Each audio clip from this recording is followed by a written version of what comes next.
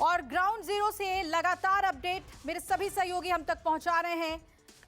मोरबी में मौजूद हैं भूपेंद्र मेरे सहयोगी, उनका रुख कर लेंगे। भूपेंद्र, अब मत प्रतिशत जो है वो बढ़ रहा है लेकिन अभी भी 50% से कम है।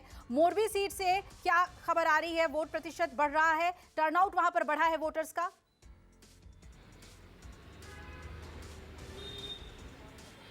देखिए, अभी तक मोरबी में बहुत ज़्यादा उत्साह देखने को मिल रहा था, लेकिन पिछले आधे घंटे से बहुत ज़्यादा नीरस हो गया। यहाँ पर लोगों में उत्साह अब नहीं देखने को मिल रहा है। जो जनता यहाँ पर अब तक कतारों में दिखाई दे रही थी, अब अगर मैं आपको तस्वीर दिखाऊं तो आप देखेंगे कि बिल्कुल भी न के बराबर लोग जो है वो नज़र आ रहे हैं। इक्का दुक्का लोग हैं जो यहाँ पर मतदान कर रहे हैं। शाम के 4 बजे का वक्त है और अब तक जो आंकड़े आए हैं उसके मुताबिक 53% के आसपास यहाँ पर वोटिंग हुई है।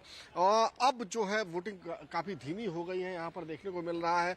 आखिरी वक्त है चुनाव का, आखिरी घंटा है, लेकिन मतदाताओं के अंदर जो सुबह से उत्साह देखने को मिल रहा था, जो कतारें लंबी लंबी सुबह हमको दिखाई दे रही थी, वैसी कतारें अब नहीं दिखाई दे रही हैं। अब इक्का दुक्का लोग हैं वही यहाँ पर मतदान करते हुए हमें दिखाई दे रहे हैं। तो कुल मिलाकर चूंकि पिछली बार की अगर मैं बात करूं तो यहाँ पर 63% के आसपास मतदान हुआ था। अब तक 53% मतदान जो है वो 3 बजे तक का आंकड़ा जो आया है हमारे पास उसके मुताबिक हो चुका है। अब मतदान बहुत धीमा हो चुका है और ऐसा लग रहा है कि शायद पिछली बार का जो आंकड़ा था उसी के आसपास भी इस बार जो है वो मतदान दिखाई दे।